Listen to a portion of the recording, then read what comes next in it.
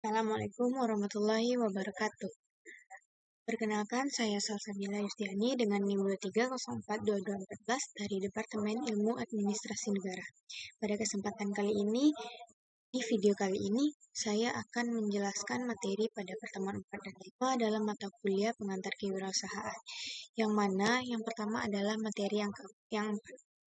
Di materi 4 terdapat 3 poin cakupan materi yang dipelajari, yaitu yang pertama mengenai strategi kewirausahaan, yang kedua pentingnya strategi wirausaha, dan yang ketiga waralaba.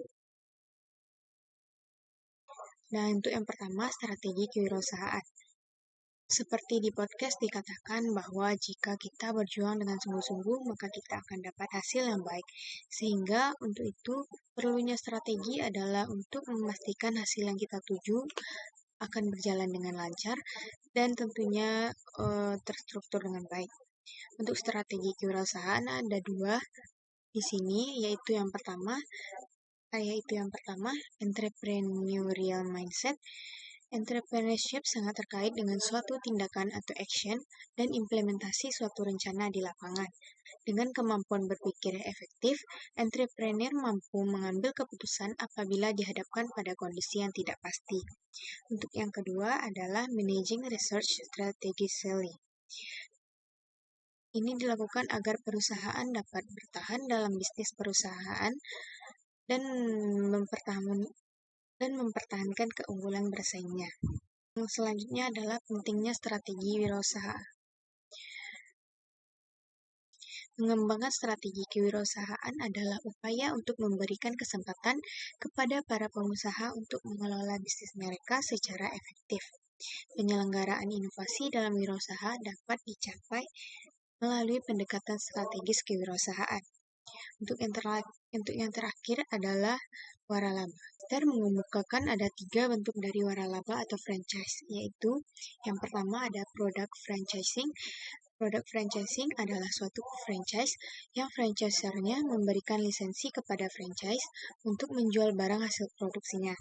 Untuk yang kedua adalah poin kedua, manufacturing franchise. Franchise memasarkan barang-barang itu dengan standar produksi dan merek yang sama dengan yang dimiliki franchiser. Bentuk franchise semacam ini banyak digunakan dalam produksi dan distribusi minuman seperti soft drink, yaitu diantaranya Coca-Cola dan Pepsi. Yang poin ketiga dari waralaba adalah business format franchising. Business format franchising adalah suatu bentuk franchise yang franchisee-nya mengoperasikan suatu kegiatan bisnis dengan memakai nama franchiser. Nah,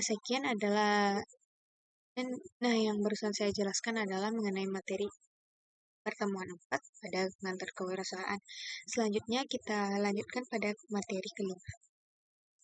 Pada materi 5 ada 4 cakupan poin materi, yaitu mengenai etika bisnis, etika produk, etika persaingan dalam wirausaha, dan yang terakhir adalah tentang tata aturan atau hukum bisnis. Untuk yang pertama, etika bisnis dalam wirausaha.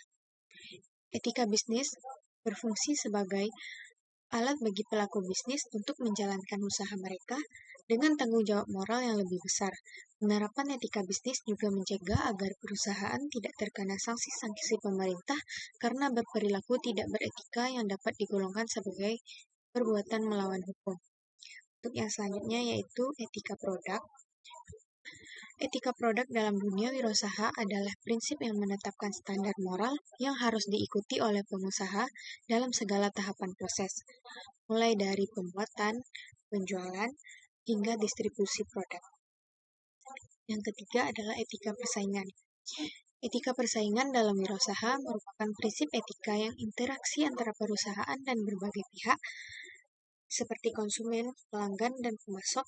Ini mencakup penilaian risiko yang mungkin muncul saat perusahaan menghadapi persaingan yang intens. Etika persaingan bisnis juga mencakup hubungan perusahaan dengan investor, konsumen, karyawan, pesaing, dan pihak-pihak lainnya. Dan untuk poin yang keempat atau poin yang terakhir yaitu tata aturan dan hukum bisnis. Hukum bisnis merujuk pada serangkaian aturan hukum yang mencakup berbagai peraturan, tata cara, norma, prinsip-prinsip dan prosedur tertulis yang berasal dari hukum perdata dan hukum dagang. Aturan-aturan ini disusun oleh pemerintah dengan tujuan untuk mengatur, melindungi, dan mengawasi segala aktivitas bisnis, termasuk perdagangan, industri, keuangan, dan berbagai jenis layanan, serta aktivitas lain yang terkait dengan sektor keuangan dan bisnis yang melibatkan produksi atau pertukaran barang dan jasa, dengan maksud memperoleh keuntungan secara adil. Sekian penjelasan materi dari peta konsep yang telah saya sajikan di atas. Apabila ada kekurangan, kesalahan kata, dan kekeliruan dalam penyampaian materi, saya maklum dan mohon maaf. Sekian, terima kasih. Wassalamualaikum warahmatullahi wabarakatuh.